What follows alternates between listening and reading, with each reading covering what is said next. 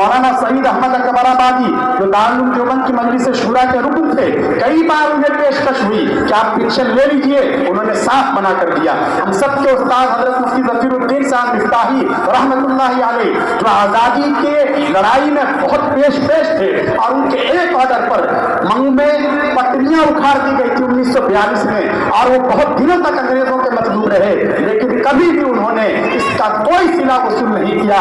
बारहा उससे मुतालबा किया गया कि आप उस जमाने का एक कागज जमा कर दीजिए, ताहयात आपके लिए पेंशन जारी हो जाएगी, लेकिन उन्होंने नहीं दिया।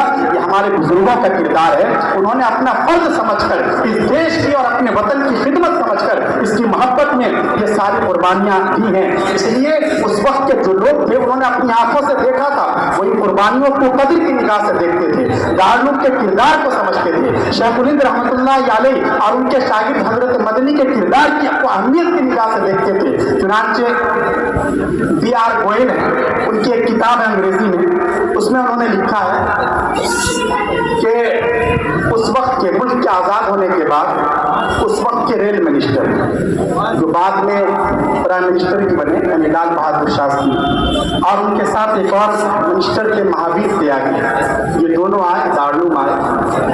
हजरत के पढ़ाने का वक्त था, ये दोनों साथ साथ हजरत के साथ दरसगाह में चले। जैसे असातिज़ा आज भी बैठते हैं, हजरत तख्त पर बैठे और तलबा सामने बैठे, ये दोनों भी नीचे आकर बैठ गए।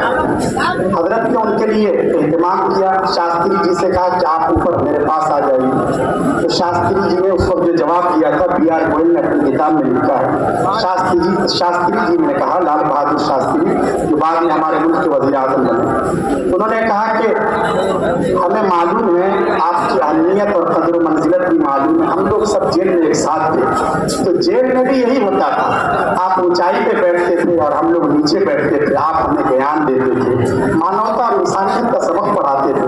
आज हम चाहते हैं कि उन्हीं यादों को ताज़ा करें, इसलिए हमें अपने शागिर्दों के सपने बैठने दीजिए और वो ऊपर नहीं बैठे। ये वो लोग थे जिनके दिलों में कद्र थी, हमारे बुजुर्गों की कद्र थी।